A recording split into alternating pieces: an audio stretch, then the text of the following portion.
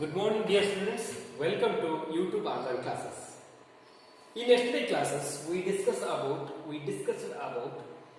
comprehension questions and some activities, reading activities. Come to the fourth section, vocabulary exercises. Okay. Antonyms. Fill in the blanks with the antonyms of the words underline. ಅಂದ್ರೆ ಇಲ್ಲಿ ನಿಮಗೆ ಒಂದು 5 ಪ್ರಶ್ನೆಗಳಿವೆ. 5 ಪ್ರಶ್ನೆಗಳನ್ನ ನೀವೇನ್ ಮಾಡಬೇಕಂದ್ರೆ ಒಂದು underline ಮಾಡಿದಂತ ಒಂದು ವರ್ಡ್ ಇದೆ. ಈ ವರ್ಡ್ ನ ಅಪೋಸಿಟ್ ವರ್ಡ್ ಆಂಟೋನಿಮ್ಸ್ ಅಂದ್ರೆ ಅಪೋಸಿಟ್ ವರ್ಡ್, ವಿರುದ್ಧಾರ್ಥಕ ಪದವನ್ನ ನೀವು ಇಲ್ಲಿ ಬರೀಬೇಕು. ಈ ಸೆಂಟೆನ್ಸ್ ಅನ್ನ ಕಂಪ್ಲೀಟ್ ಮಾಡಬೇಕು. Okay, come to the first one. The people utilize every minute of their life, whereas the man dash his time. ಅಂದ್ರೆ ಇಲ್ಲಿ ನೀವು ಪಾಠದಲ್ಲಿ ಕೇಳಿದ ಹಾಗೆ the people of the workers paradise, they didn't waste their time, they utilize every minute of their life, whereas the man dash his time. Utilize ಇದರ opposite word ಯಾವುದು? Unutilise. ಬರ್ಕೊಳ್ರಿ, write down. UNUTILIZE unutilise ಅಂತ ಬರ್ಕೋಬಹುದು. Come to the second.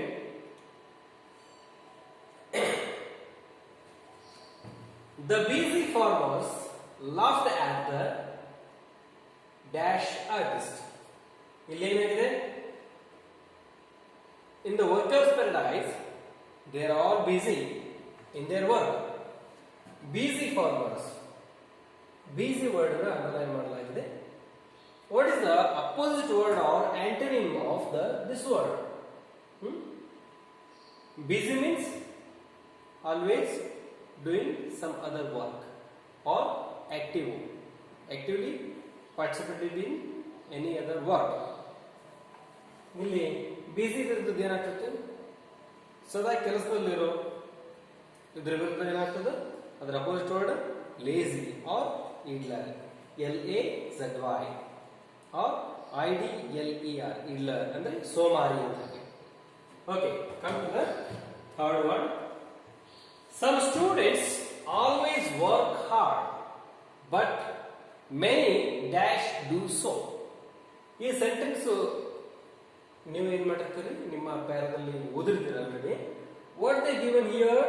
Some students always work hard but many. ಅಂದ್ರೆ ಕೆಲವು ವಿದ್ಯಾರ್ಥಿಗಳು always doing a hard work for their exams, but many dash do so. ಏನಿದೆ? Always ಏನಿದೆ? Opposite word always ಅಂದ್ರೆ ಯಾವಾಗಲೂ. ಇಲ್ಲಿ RARE ರೇರ್ ಆರ್ ರೇರ್ ಅಂತ ಬರ್ಕೋಬಹುದು, ಅದರ ಅಪೋಸಿಟ್ ವರ್ಡ್. ಅಥವಾ ಸೆಲ್ಡಮ್, SELDOM ಸೆಲ್ಡಮ್. ಸೆಲ್ಡಮ್ ಅಂದ್ರೆ ವೆರಿ ರೇರ್, ಅಂದ್ರೆ ರೇರ್ ಅಥವಾ ವೆರಿ ರೇರ್. ಸೆಲ್ಡಮ್ ಅಂದ್ರೆ ಬಹಳ ವಿರಳ, ಅತ್ಯಂತ ವಿರಳವಾಗಿರುತ್ತೆ. Come to the fourth one. Every individual must have confidence in his ability. However, we notice dash in many individuals. ಇಲ್ಲಿ every individual must have confidence ಅಂದ್ರೆ ಪ್ರತಿಯೊಬ್ಬ ವ್ಯಕ್ತಿ ಅವೇನ್ ಮಾಡುತ್ತಾನೆ? Confidence in his abilities. ಪ್ರತಿಯೊಬ್ಬ ವ್ಯಕ್ತಿ ಏನ್ ಮಾಡಿರ್ಬೇಕು? ತನ್ನ ಸಾಮರ್ಥ್ಯಗಳ ಬಗ್ಗೆ ಆತ್ಮವಿಶ್ವಾಸವನ್ನು ಹೊಂದಿರಬೇಕು. However, we notice dash in many individuals. ಹಾಗಾದ್ರೆ ನಾವಿಲ್ಲಿ ನೋಡೋದಾದ್ರೆ ಡ್ಯಾಶ್ ಹಲವು ಜನರಲ್ಲಿ ಇದು ಇರೋದಿಲ್ಲ. ಏನಿರೋದಿಲ್ಲ? ಕಾನ್ಫಿಡೆನ್ಸ್ ವಿರುದ್ಧವಾದ ಶಬ್ದ ಇಲ್ಲಿ ಹಾಕಬೇಕು. ಏನು ಆಂಟೋನಿಮ್ ಆಫ್ ದ ಕಾನ್ಫಿಡೆನ್ಸ್? ಏನಿದೆ antonym of the confidence? Confidence ಅಂದ್ರೆ ಆತ್ಮವಿಶ್ವಾಸ. ಆತ್ಮವಿಶ್ವಾಸ ಇಲ್ಲದೆ ಇರೋರು, ಆತ್ಮವಿಶ್ವಾಸ ಇಲ್ಲದೆ ಇರೋರು, ನರ್ವಸ್ ಅಂತ ಬರ್ತದೆ ವರ್ಡ್. ನರ್ವಸ್ ಬರ್ಕೊಡ್ರಿ. NERVOUSNESS. ನರ್ವಸ್ನೆಸ್ ಅಂದ್ರೆ ಹೆದರೋದು. ನಾನು ನರ್ವಸ್ ಆಗ್ತಾ ಇದ್ದೀನಿ, ನಾನು ಬೆವರ್ತಾ ಇದ್ದೀನಿ, ನನಗೆ ಅಷ್ಟು ಕಾನ್ಫಿಡೆನ್ಸ್ ಇಲ್ಲ ನನ್ನ ಅಬಿಲಿಟಿ ಬಗ್ಗೆ, ನಾನು ಎಕ್ಸಾಮ್ ಬರಲಿಕ್ಕೆ ನನಗೆ ಹೆದರಿಕೆ ಆಗ್ತಿದೆ ಅಂತ ಯಾರು ನರ್ವಸ್ ಆಗ್ತಾರಲ್ಲ, ಆ nervousness confidence opposite word of ಆಂಟೋನಿಮ್ of the confidence. Come to the fifth one. The workers thought that the artist was worthless, whereas the girl of the silent torrent considered him. ಇಲ್ಲಿ the workers, paradise ಒಳಗೆ the workers ಹೇಳ್ತಾರಲ್ಲ, they all think about him. Who is that wrong man? They think about the wrong man or artist. He is a worthless. He is a useless man. He is a very useless man. He is not worthy. Ante they are all talking each other. Whereas the girl of the silent torrent considered him after she influenced by his paintings and arts.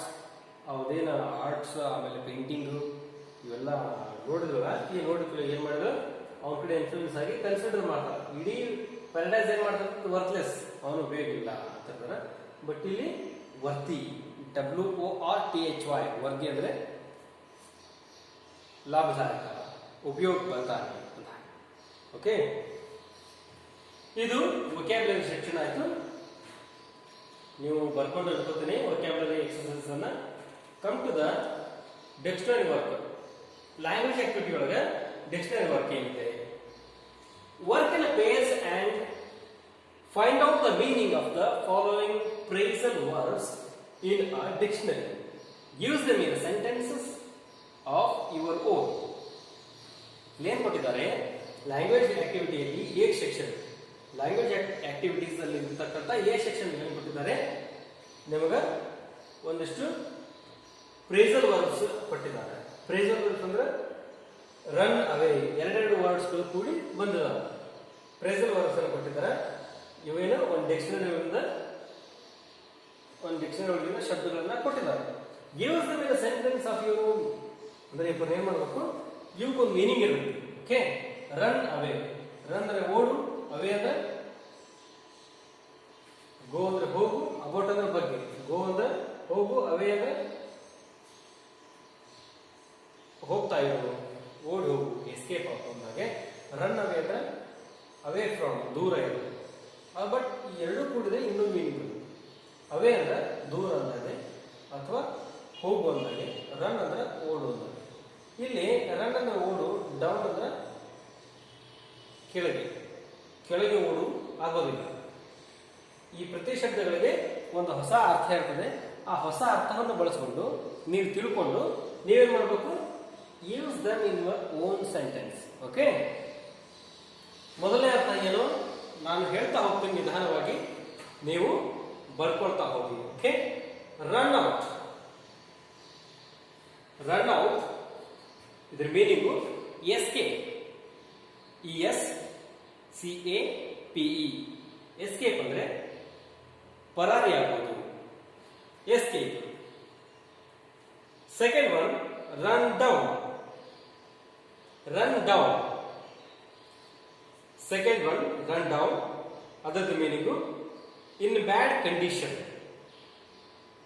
In bad condition ಅಂದ್ರೆ ಒಂದು ಕೆಟ್ಟ ಪರಿಸ್ಥಿತಿ ಅಂದ ಹಾಗೆ. Run into, run into ಅಂದ್ರೆ come across, COME come, ACROSS, come across. Run out, run out ಇದ್ರದ್ದು END, end. ಇದ್ರ meaning end.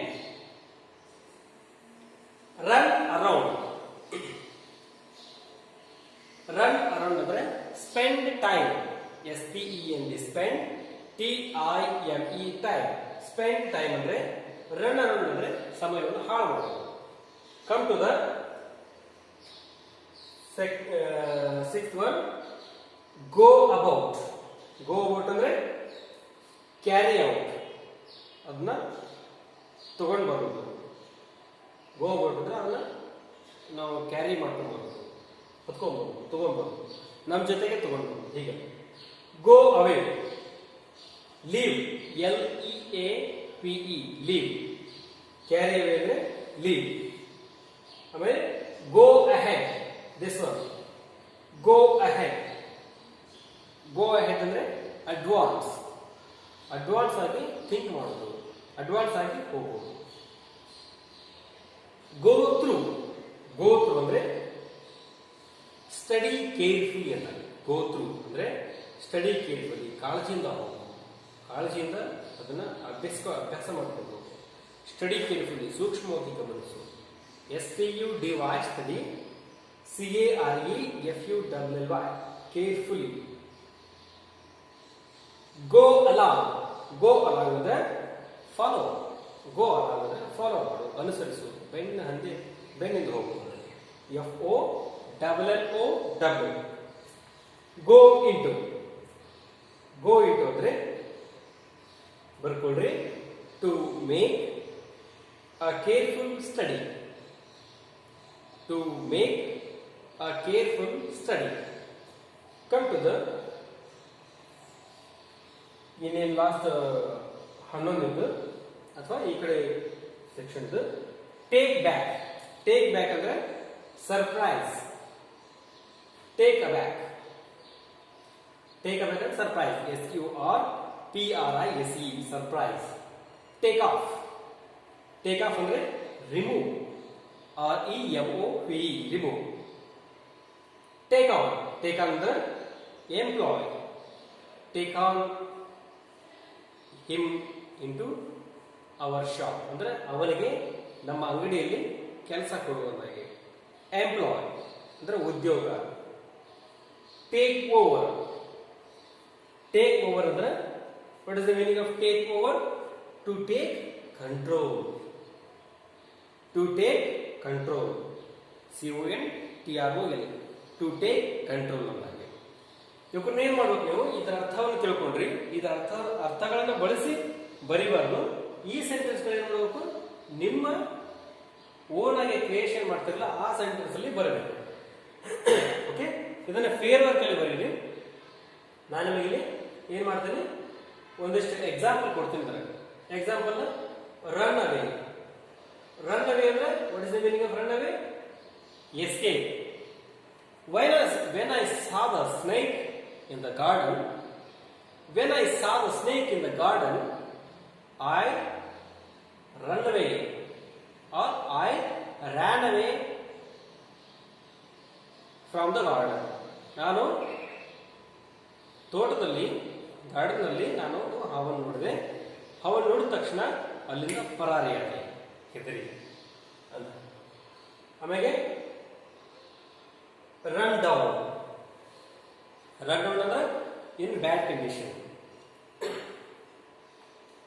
We are run down in lockdown. We are run down in lockdown. ನಾವು lockdown ಸಮಯದಲ್ಲಿ ಬಹಳ bad condition ಇದ್ದೀವಿ, ಬಹಳ bad condition. Or corona disease ಅಲ್ಲಿ ನಾವೇನಿದ್ದೇವೆ, run down ಆಗಿದೆ, ಬ್ಯಾಡ್ ಕಂಡೀಷನ್. ಎಕ್ಸಾಂಪಲ್ ನೋಡಿದ್ರೆ take over. Take over is the meaning of take over? To take control. Take over ಅಂದ್ರೆ ಕಂಟ್ರೋಲ್ ತಗೊಳ್ಳೋದು, ಅದನ್ನ ನಿಯಂತ್ರಿಸೋದು. When police came to the thief, they take over the materials. They take over the materials ಅಂದ್ರೆ ಪೊಲೀಸರು ಕಳ್ಳರ ಹತ್ರ ಬಂದು ಅವ್ರು ಕದ್ದಂತಹ ವಸ್ತುಗಳನ್ನ ವಶಕ್ಕೆ ಪಡ್ಕೊಂಡ್ರು, ಕಂಟ್ರೋಲ್ ತಗೊಂಡ್ರು ಅಂತ. ಓಕೆ, ಎಕ್ಸಾಂಪಲ್ಸ್ ನೋಡಿದ್ರಲ್ಲ. ಇನ್ನೊಂದು ಎಕ್ಸಾಂಪಲ್ ಅಂದ್ರೆ ಗೋ ಅವೇ ಆರ್ ಗೋ ಹೆಡ್. ಗೋ ಅವೇ ಅಂದ್ರೆ ಗೋ ಅವೇ ಟು ಹಿಮ್. ಅಂದ್ರೆ ಅವನ್ನ ಬಿಟ್ಬಿಡು ಹೋಗ್ಲಿ, ಲೀವ್ ಅಂದ್ರೆ ಬಿಡು ಹಾಗೆ. ಓಕೆ, ಇಷ್ಟು ಎಕ್ಸಾಂಪಲ್ಸ್ ನೋಡಿದ್ರೆ ಇನ್ನು ಮುಂದಿದ್ದು next section B section. Given below are some idioms and phrases used in the short story. Work in a page, spot them in the story and use them in sentence of your own. Indulge in, take charge of, shake off, take to task, get the better of, set out for, come to pass, be filled with, laugh at. ಇನ್ನಾಗೆಲ್ಲ phrasal verbs ಇದಾವು, ಇವೇನು idioms ಇದಾವು. Idioms ಏನು ಮಾಡ್ಬೇಕು ನೀವು, ಇದ್ರ meaning ಹೇಳಿದ್ರೆ ಈ ತರ ಮೀನಿಂಗ್ ಅನ್ನ, ಇದ್ರದ್ದು ಮೀನಿಂಗ್ ಅನ್ನ ನೀವು ಓದ್ತೀವಿ. ಈ ಮೀನಿಂಗ್ ಅನ್ನ ಕಂಡುಹಿಡಿಬೇಕು. ಕಂಡುಹಿಡಿದು ಒಂದು ಸ್ಟೋರಿ ರೆಡಿ ಮಾಡಬೇಕು, ಒಂದು ಶಾರ್ಟ್ ಸ್ಟೋರಿ ಬರೀಬೇಕು. ಆ ಶಾರ್ಟ್ ಸ್ಟೋರಿ ಒಳಗಡೆ ನೀವೆಲ್ಲ ಏನು ಮಾಡಬೇಕು, ಇಂಡಲ್ ಇದನ್ನ, take charge of, get the better of, ಇವನ್ನೆಲ್ಲ ಏನು ಮಾಡಬೇಕು ಬಳಸಿಕೊಂಡು ಒಂದು ಶಾರ್ಟ್ ಸ್ಟೋರಿ ರೆಡಿ ಮಾಡಬೇಕು. ಓಕೆ, ಇವು ಆದಷ್ಟು ಏನು ಮಾಡಿರಿ, ನೀವು ಟ್ರೈ ಮಾಡಿ. ನಿಮಗೋಸ್ಕರ ಇದು ವರ್ಕ್ ಒಂದು ನಾನು ಬಿಡಿಸಿದ್ದೀನಿ, ಪ್ರೇಸಲ್ ಒಬ್ಬರು ನಾನು ಬಿಡಿಸಿದ್ದೀನಿ. ನೀವೇನು ಮಾಡಬೇಕು, ಈ ಪಾರ್ಟನ್ನು ಬಿಡಿಸ್ಬೇಕು.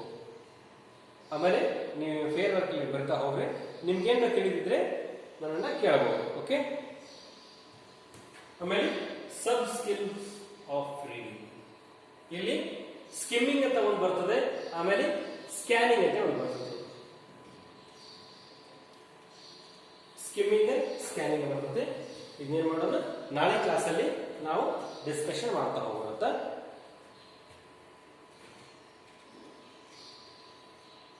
ಆಮೇಲೆ ಸ್ಪೀಕಿಂಗ್ ಆಕ್ಟಿವಿಟೀಸ್ ಬರ್ತಾವು. ಇವೇನು ಸ್ಪೀಕಿಂಗ್ ಆಕ್ಟಿವಿಟಿ, ಆಮೇಲೆ ರೀಡಿಂಗ್ ಆಕ್ಟಿವಿಟಿ, ಇವೆಲ್ಲ ಏನು ನೀವು ಏನು ಕ್ಲಾಸಲ್ಲಿ ಇರ್ತಿರಲ್ಲ, ಇವೆಲ್ಲ ಮುಗಿದ ಮೇಲೆ ಕ್ಲಾಸಲ್ಲಿ ಏನು ನೀವು ಅಟೆಂಡ್ ಇರ್ತಿರಲ್ಲ, ಆ ಟೈಮಲ್ಲಿ ಇವರೆಲ್ಲ ಡಿಸ್ಕಷನ್ ಮಾಡೋದು. ಯಾಕಂದ್ರೆ ಇದಕ್ಕೊಂದು ಗ್ರೂಪ್ ಬೇಕು. ಸುಮ್ಮನೆ ನಾವಿಲ್ಲಿ ಹೇಳೋದು ನೀವಲ್ಲಿ ಮಾಡದೇ ಇರೋದು ಬೇಡ. ಇವೆಲ್ಲ ಏನು ಮಾಡೋದು, ಇಲ್ಲಿ ಸ್ಕಿಪ್ ಮಾಡೋದು. Skimming, scanning, language activity, role play, ಇವೆಲ್ಲ ಸ್ಕಿಪ್ ಮಾಡೋದು. ಸ್ಕಿಪ್ ಮಾಡಿ ನೀವೆಲ್ಲ ಗ್ರೂಪಲ್ಲಿ ಇದ್ರೆ ಇದು ಏನಾಗ್ತದೆ, ಎಫೆಕ್ಟಿವ್ ಆಗಿರ್ತದೆ. ಓಕೆ, ನೆಕ್ಸ್ಟ್ ಕ್ಲಾಸಲ್ಲಿ ನಾವು ಹೇಳ್ಬೇಕಾಗಿರೋದು, ನಾವು ಡಿಸ್ಕಷನ್ ಯಾವ್ದ್ರ ಮೇಲೆ ಮಾಡ್ತೀವಿ ಅಂದ್ರೆ, ಕಮ್ ಟು ದ 13 ಪೇಜ್.